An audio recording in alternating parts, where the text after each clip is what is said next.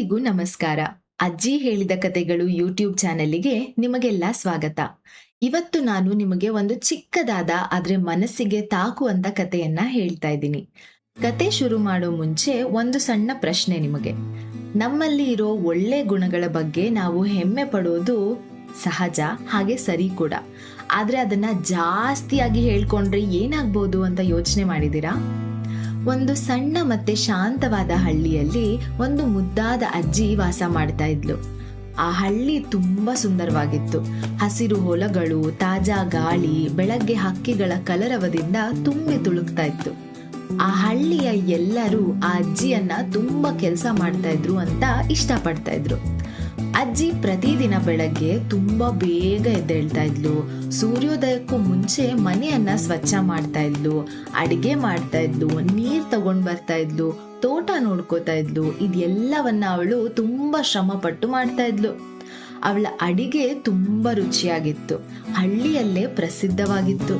ಆದ್ರೆ ಅಜ್ಜಿಗೆ ಒಂದು ಚಿಕ್ಕ ಸ್ವಭಾವವಿತ್ತು. ಅವಳು ಸ್ವಲ್ಪ ಜಂಬ ಪಡ್ತಾ ಇದ್ಲು. ಅವಳು ಯಾವಾಗ್ಲೂ ನನ್ನಷ್ಟು ಕೆಲಸ ಮಾಡೋರು ಯಾರು ಇಲ್ಲ, ನನ್ನಷ್ಟು ರುಚಿಯಾದ ಅಡಿಗೆ ಮಾಡೋರು ಯಾರು ಇಲ್ಲ ಅಂತ ತನ್ನನ್ನ ತಾನೇ ಹೊಗಳ್ಕೋತಾ ಇದ್ಲು. ಈ ಮಾತುಗಳನ್ನ ಕೇಳಿದಾಗ ಕೆಲವರಿಗೆ ಸ್ವಲ್ಪ ವಿಚಿತ್ರವಾಗಿ ಅನಿಸ್ತಾ ಇತ್ತು. ಆದ್ರೆ ಯಾರು ಅವಳಿಗೆ ನೇರವಾಗಿ ಏನು ಹೇಳ್ತಿರ್ಲಿಲ್ಲ. ಒಂದಿನ ಅವಳ ಮೊಮ್ಮಗ ಅವಳ ಹತ್ರ ಕೂತ್ಕೊಂಡು, ಅಜ್ಜಿ, ನೀನ್ ಯಾವಾಗ್ಲೂ ನಿನ್ನನ್ನೇ ಹೊಗಳ್ಕೊಳ್ಳೋದು ಯಾಕೆ ಅಂತ ಕೇಳ್ದ. ಅದಕ್ಕೆ ಅಜ್ಜಿ ನಗ್ನಗ್ತಾ ಹೇಳಿದ್ಲು, ನಾನು ನಿಜ ಹೇಳ್ತಾ ಇದ್ದೀನಿ ಕಣೋ, ನಾನು ಚೆನ್ನಾಗಿ ಕೆಲಸ ಮಾಡ್ತೀನಲ್ವಾ, ನಾನು ಎಷ್ಟು ಚೆನ್ನಾಗಿ ಅಡುಗೆ ಮಾಡ್ತೀನಿ, ನಂತರ ಯಾರು ಮಾಡಲ್ಲ ಅಂತ ಹೇಳಿದ್ಲು.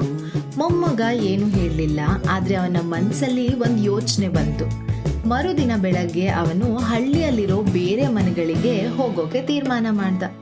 ಮೊದಲ ಮನೆಗೆ ಹೋಗಿ ಅಲ್ಲಿ ನೋಡಿದಾಗ ಅಜ್ಜಿ ಶಾಂತವಾಗಿ ಅಡಿಗೆ ಮಾಡ್ತಿದ್ಲು, ಮತ್ತೆ ಮನೆ ತುಂಬಾ ಸ್ವಚ್ಛವಾಗಿತ್ತು.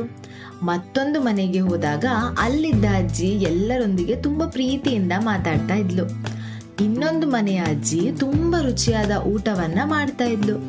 ಹೀಗೆ ಅವನು ಹಲವಾರು ಮನೆಗಳಿಗೆ ಹೋಗಿ ನೋಡಿದಾಗ ಪ್ರತಿಯೊಬ್ಬರಲ್ಲೂ ಒಂದು ವಿಶೇಷ ಗುಣವಿದೆ ಅನ್ನೋದು ಅವನಿಗೆ ಗೊತ್ತಾಯ್ತು. ಸಂಜೆ ಮನೆಗೆ ಬಂದು ಅವನು ಅಜ್ಜಿ ಹತ್ರ ಕೂತ್ಕೊಂಡು, ಅಜ್ಜಿ, ನೀನು ತುಂಬಾ ಚೆನ್ನಾಗಿ ಎಲ್ಲ ಕೆಲಸ ಮಾಡ್ತೀಯ, ಆದ್ರೆ ಬೇರೆ ಜನರು ಕೂಡ ಚೆನ್ನಾಗೇ ಮಾಡ್ತಾರಲ್ಲ ಅಂತ ಹೇಳ್ದ. ಅದನ್ನ ಕೇಳಿದ ಅಜ್ಜಿಗೆ ಸ್ವಲ್ಪ ಆಶ್ಚರ್ಯ ಆಯ್ತು. ನನಗಿಂತ ಚೆನ್ನಾಗಿ ಮಾಡ್ತಾರಾ ಅಂತ ಕೇಳಿದ್ಲು.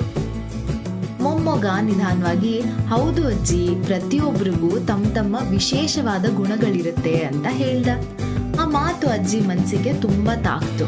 ಆ ರಾತ್ರಿ ಅವಳು ಮಲಗುವಾಗ, ನಾನು ಯಾವಾಗ್ಲೂ ನನ್ನನ್ನೇ ಹೊಗಳ್ಕೊಳ್ತಾ ಇರ್ತೀನಿ, ಬೇರೆಯವರಲ್ಲಿ ಒಳ್ಳೆಯ ಗುಣಗಳನ್ನ ಗಮನಿಸ್ಲೇ ಇಲ್ವಲ್ಲ ಅಂತ ಯೋಚಿಸ್ತಾ ಇದ್ಲು.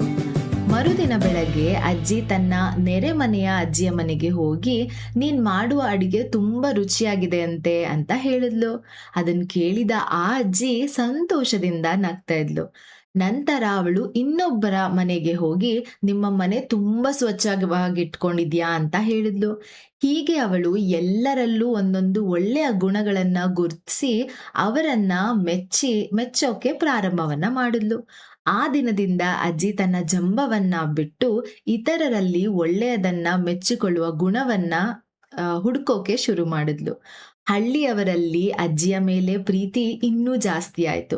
ಅಜ್ಜಿಯ ಮನಸ್ಸು ಹಗುರವಾಗಿ ಸಂತೋಷದಿಂದ ತುಂಬಿತ್ತು. ಈ ಕಥೆಯಿಂದ ನಾವು ಕಲಿಯೋದೇನು ಅಂದ್ರೆ, ನಮ್ಮಲ್ಲಿ ಒಳ್ಳೆಯ ಗುಣಗಳಿರೋದು ಬಹಳ ಉತ್ತಮ.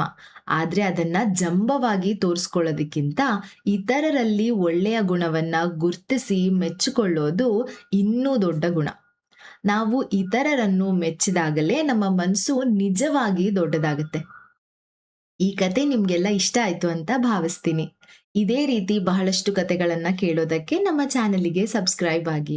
ಹಾಗೆ ಈ ಕತೆ ಬಗ್ಗೆ ನಿಮ್ಮ ಅಭಿಪ್ರಾಯವನ್ನ ಕೂಡ ಕಮೆಂಟ್ ಬಾಕ್ಸ್ ಮೂಲಕ ನಮಗೆ ತಿಳಿಸಿ. ಧನ್ಯವಾದಗಳು.